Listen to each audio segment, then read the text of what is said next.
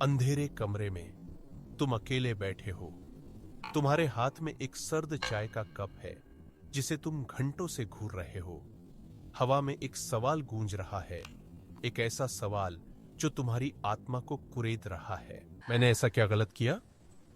तुम खुद से पूछते हो। तुम्हारी आवाज एक फुसफुसाहट है जो दीवारों से टकराकर दम तोड़ देती है। याद करो, जब उन्होंने तुमसे मदद मांगी थी, उनकी आंखों में एक ऐसी कहानी थी, एक ऐसा दर्द था जिसे तुम अनदेखा नहीं कर सके।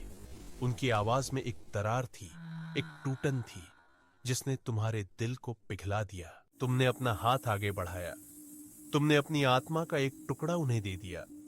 तुमने सोचा तुम एक घाव भर रहे हो, तुम एक टूटे हुए इंसान को सहारा दे रहे हो। यह तुम्हारी दया थी, तुम्हारा अच्छापन, तुम्हारी सहानुभूति।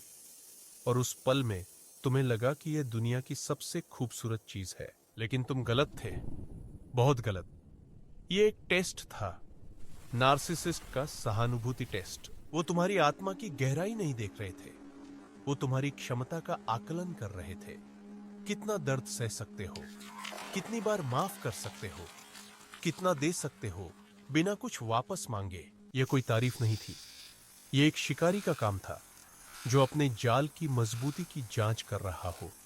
उन्होंने तुम्हारे अंदर एक अंतहीन कुआं देखा और वो बस यह जानना चाहते थे कि वो इसे कितना गहरा खोद सकते हैं। और जब उन्होंने पुष्टि कर ली, जब उन्हें यकीन हो गया कि तुम्हारी दया की कोई सीमा नहीं है, तब खेल शुरू हुआ। वही हाथ जो तुमने सहारा देने के लिए थामा था, अब तुम्हें नियंत्रित करने वाला पिंजरा बन गया। वही कमजोरी जिस पर तुमने मरहम लगाया था, अब तुम्हारे खिलाफ एक हथियार बन गई। वो कहते, मैंने तुम्हें अपनी सबसे कमजोर नस दिखाई थी, अब तुम्हें मेरा ख्याल रखना होगा। यह एक एहसान नहीं था, यह एक मांग थी, एक भावनात्मक कर्ज जिसका ब्याज तुम्हारी आजादी थी। वो तुम्हारी दया का इस्तेमाल तुम्हें दोषी महसूस कराने के लिए करते। अगर तुम सच में परवाह करते तो तुम ऐसा करते। मेरे साथ इतना कुछ होने के बाद तुम मुझसे यह उम्मीद कैसे कर सकते हो? तुम्हारा अच्छापन एक सबूत बन गया तुम्हारे खिलाफ।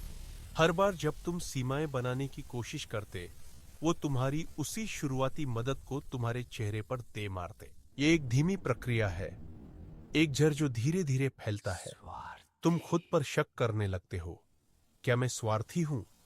क्या मैं पर्याप्त नहीं कर रहा हूं? नार्सिसिस्ट तुम्हारे अंदर के आलोचक को पोषित करता है, वो उसे तुम्हारी ही अच्छाई से खिलाता है, जब तक कि वह इतना बड़ा न हो जाए कि तुम्हारी अपनी आवाज को ही निगल ले।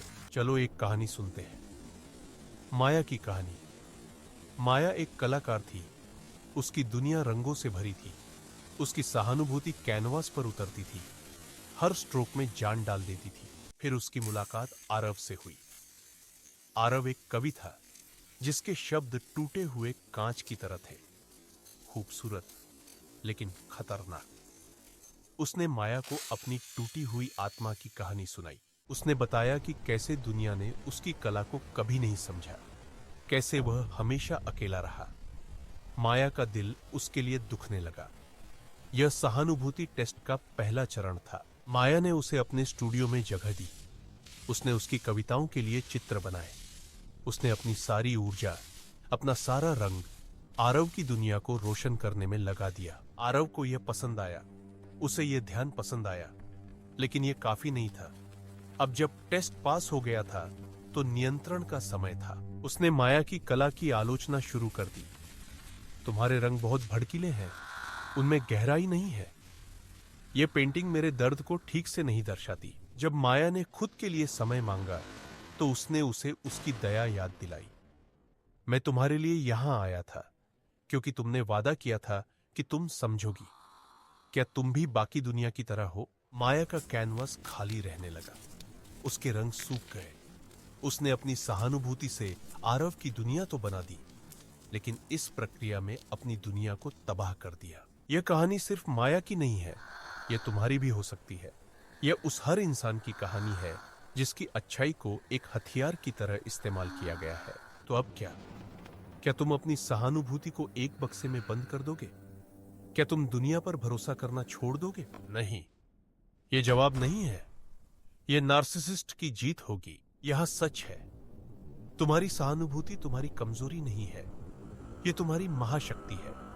लेकिन हर महाशक्ति को समझना और नियंत्रित करना सीखना पड़ता है। सहानुभूति टेस्ट को पहचानो।